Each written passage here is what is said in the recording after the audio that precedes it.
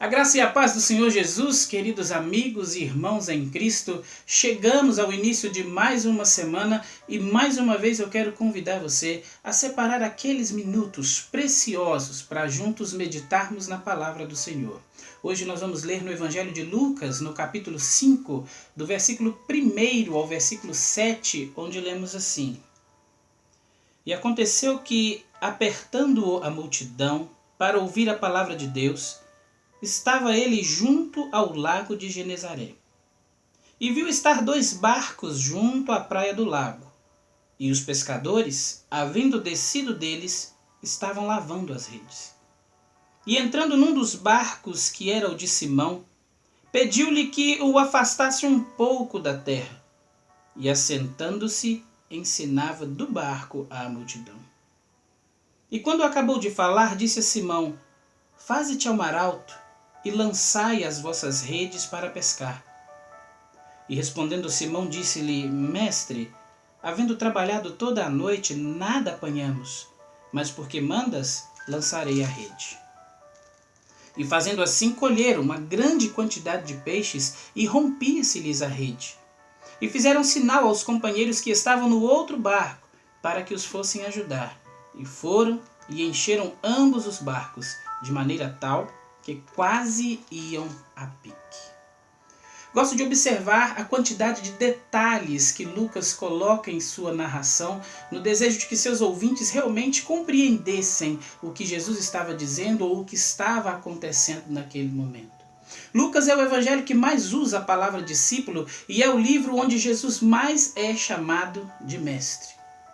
Então Jesus está ali junto ao mar da Galileia, conhecido aqui também como Lago de Genezaré, e a sua presença é uma presença ilustre. Logo muitas pessoas começam a se ajuntar ali, uma grande multidão começa a chegar, e Jesus então tem que se afastar um pouco para poder falar à multidão. E Lucas então nos dá o primeiro detalhe aqui importantíssimo.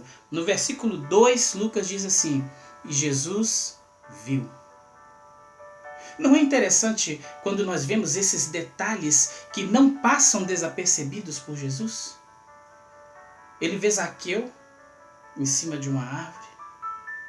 Ele ouve um cego gritando em meio a uma multidão.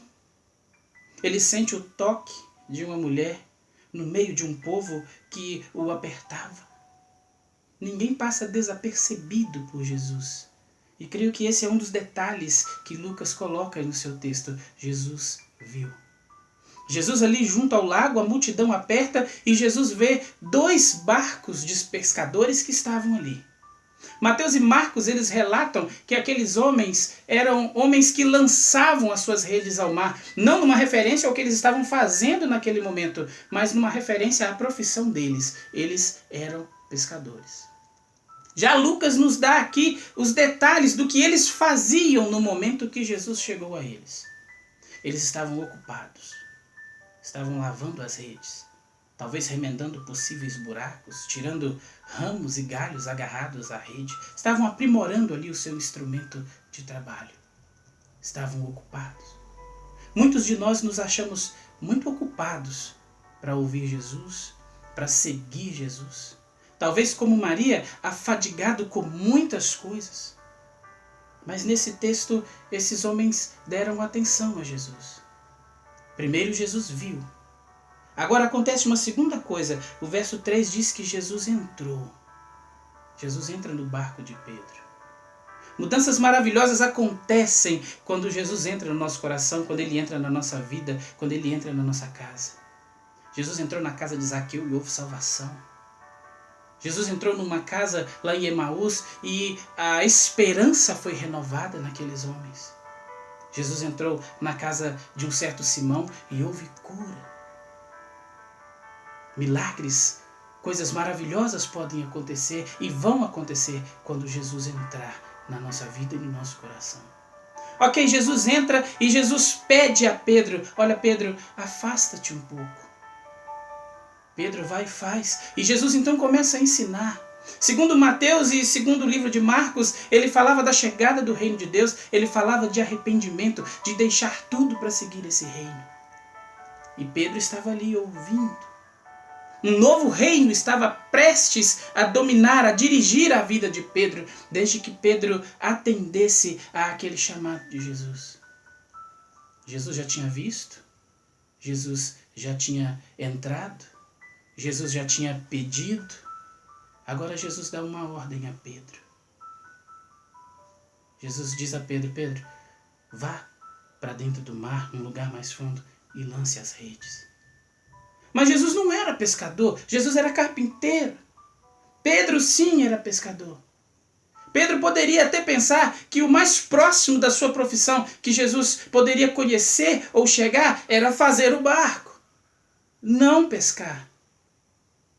Muitas pessoas agem como se Deus, em sua palavra, não soubesse o que está dizendo, não soubesse da nossa realidade, não soubesse do nosso fardo. Jesus manda tirar a pedra e Maria fala: Jesus, mas já tem 4 dias, já cheira mal, não mexe aí. Mas Jesus sonda o nosso coração. Ele nos conhece, Ele sabe da nossa realidade. Hebreus diz que nós temos um sumo sacerdote que em tudo como nós foi tentado, Ele nos conhece. Jesus diz a Pedro: vá para o mar adentro e lança as redes. Mas os pescadores não pescavam de dia. De dia os peixes iam para mais fundo no mar para fugir um pouco da luz.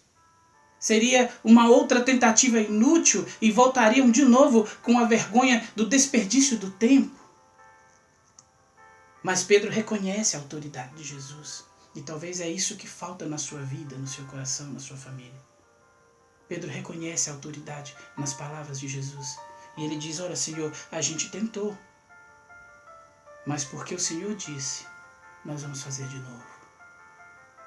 E Pedro agora vai contra todas as indicações, por causa do que Jesus tinha dito. Diante de tudo que Pedro tinha acabado de ouvir, Pedro obedece. Pedro decide obedecer a Jesus. Isso nos dá uma lição importantíssima. Não é a informação que nos transforma. A vida dada por Jesus, ela não é cheia de regras aprendidas em um seminário ou numa escola bíblica dominical. Jesus é a própria doutrina, a prática. A transformação viria não pelo conhecimento da ordem que Jesus tinha dado, mas pela obediência ao que Jesus tinha pedido. É a partir da obediência. Jesus então iria fazer o que pescadores profissionais não tinham conseguido fazer. E o resultado do que Deus faz sempre nos leva ao reconhecimento e ao arrependimento. Pedro vê o tamanho do poder de Deus e descobre que não merece. Quando nós descobrimos o tamanho do amor de Deus, nós entendemos que não somos dignos e aí a gente compreende o que é graça e o que é misericórdia. O que nós precisamos é ter no coração a decisão de obedecer a Jesus. Pare de pensar e agir como se você pudesse fazer alguma coisa melhor do que o que Deus pode fazer em você ou através de você. Não podemos fazer nada sem Jesus. Ele disse: sem mim nada podeis fazer. A graça de Deus, ela não só salva, mas ela preserva, ela muda. E o momento crucial na vida de Pedro foi quando ele resolveu remar na direção daquilo que Deus tinha mandado. Todos nós sabemos que a palavra de Deus é poderosa. Porém, a colheita, diante da palavra que Deus ordenou, como nós vimos na parábola do semeador, ela só vai acontecer dependendo do solo aonde essa semente cair, aonde essa palavra cair. Dê ouvidos à palavra do Senhor. Obedeça a palavra do Senhor. Os resultados com Deus são melhores do que qualquer resultado que você possa obter tentando pelo próprio esforço. Confie na palavra do Senhor e obedeça. Ouça o que Deus pede. Permita que Ele entre em sua vida e em seu coração. E você verá reais mudanças acontecendo na sua vida, no seu coração, na sua mente, na sua história, na sua família. Que o Senhor Jesus nos abençoe.